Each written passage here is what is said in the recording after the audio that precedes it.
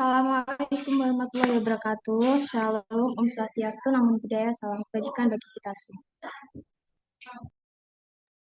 Sebelumnya, perkenalkan kami dari kelompok 8. Di sini kami akan menyampaikan hasil diskusi kami terkait Undang-Undang Majapahit. Menurut kami, di sini terdapat 4 pasal kontroversial.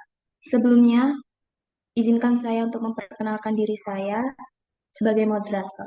Saya Getza Zahira dengan NIM 13123.006.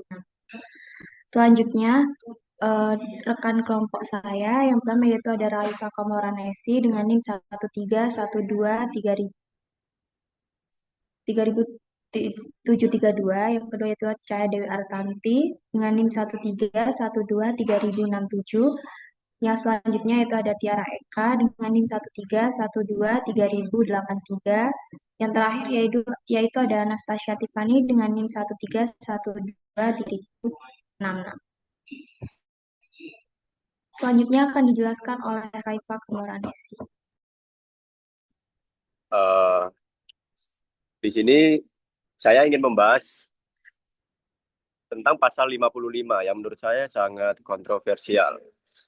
Pasal 55 berbunyi, jika pencuri tertangkap dalam pencurian, dikenakan pidana mati. Anak istrinya, miliknya, dan tanahnya diambil alih oleh raja yang berkuasa.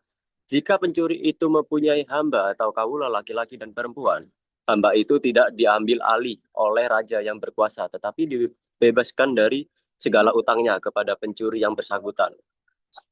Nah, di sini yang ingin saya bahas itu berdasarkan pasal 28G ayat 1 Undang-Undang Dasar 1945 yang berbunyi, setiap orang berhak atas perlindungan diri pribadi, keluarga, kehormatan, martabat, dan harta benda yang di bawah kekuasaannya, serta berhak atas rasa aman dan perlindungan dari ancaman, ketakutan untuk berbuat atau tidak berbuat sesuatu yang merupakan hak asasi. Nah, dalam pasal 55 PUU Majapahit, hukuman mati untuk kasus pencurian ini dianggap terlalu kejam dan tidak sebanding dengan tindakan pidana yang dilakukan. Pencurian sering dilatar belakangi oleh faktor ekonomi seperti kemiskinan atau ketidakadilan sosial. Alih-alih menyelesaikan akar masalah, hukuman mati justru menghilangkan nyawa seseorang tanpa kesempatan untuk memperbaiki diri. Pasal ini tidak hanya menghukum pelaku, tetapi juga keluarga yang tidak terlibat dalam kejahatan. Pengambil alihan istri, anak, milik, dan tanah oleh raja yang merupakan bentuk hukuman kolektif yang tidak adil. Hukum yang baik seharusnya memberikan kesempatan bagi pelaku kejahatan untuk memperbaiki diri dan kembali menjadi anggota masyarakat yang produktif. Hukuman mati serta perampasan hak keluarga justru menghilangkan kemungkinan hidup sosial dan tidak menyelesaikan masalah kriminalitas secara berkelanjutan.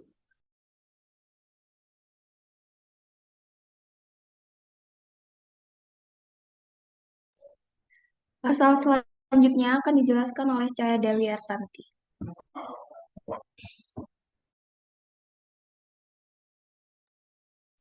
Pasal yang kita soroti selanjutnya adalah pasal 188 yang berbunyi, jika setelah lama kawin dan dari perkawinan itu lahirlah anak, maka bapak yang berhak atas anak itu, ibunya tidak mempunyai hak atas anaknya.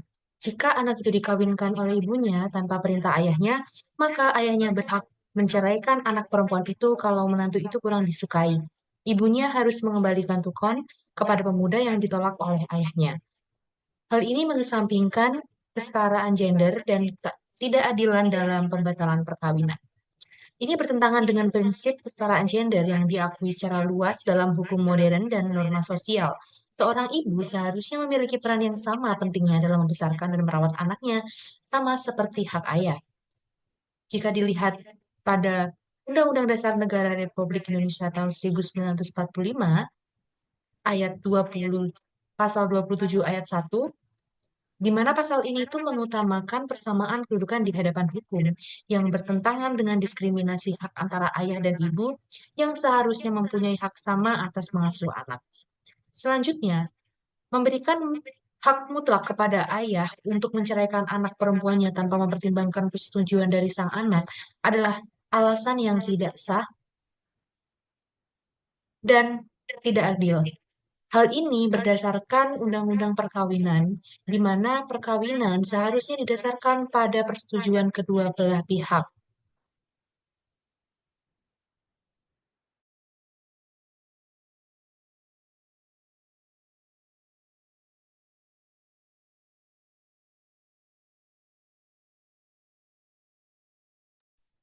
Pasal selanjutnya akan disampaikan oleh Tiara Eka.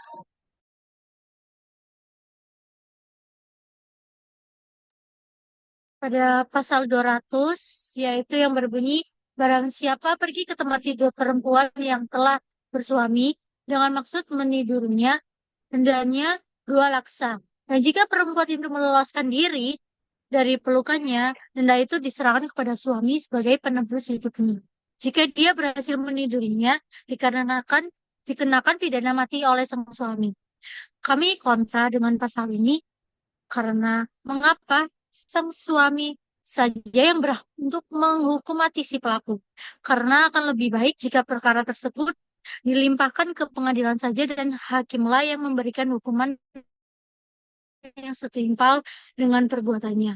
Dan bisa saja kejadian ini tersebut sudah direncanakan oleh suami dan istri untuk memperoleh suatu keuntungan atau adanya dendam pribadi.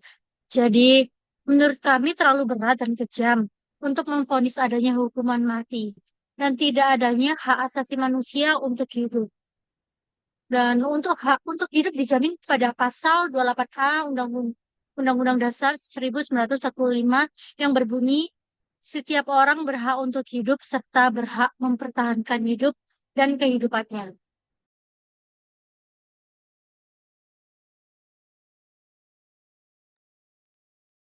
Pasal selanjutnya akan dijelaskan oleh Anastasia Tufani.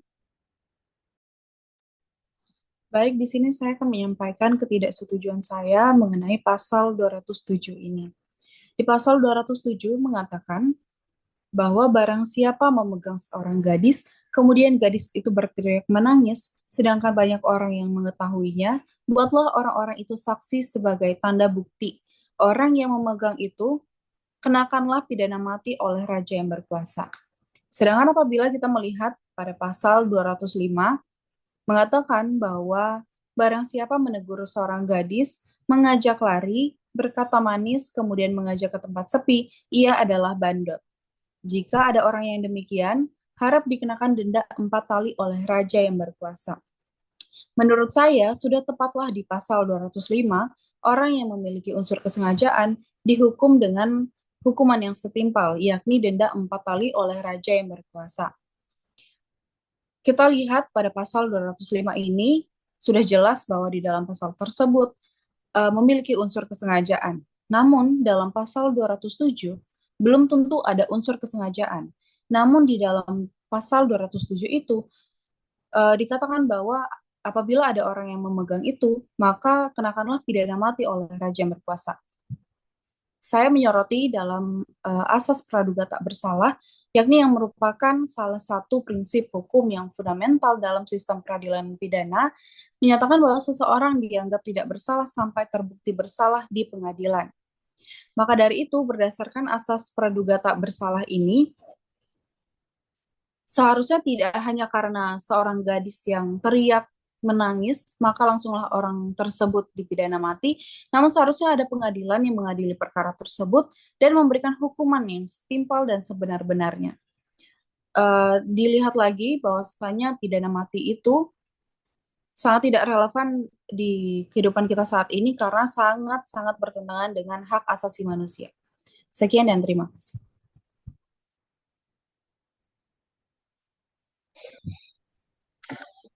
Sekian dari hasil yang kami diskusikan terkait Undang-Undang Majapahit.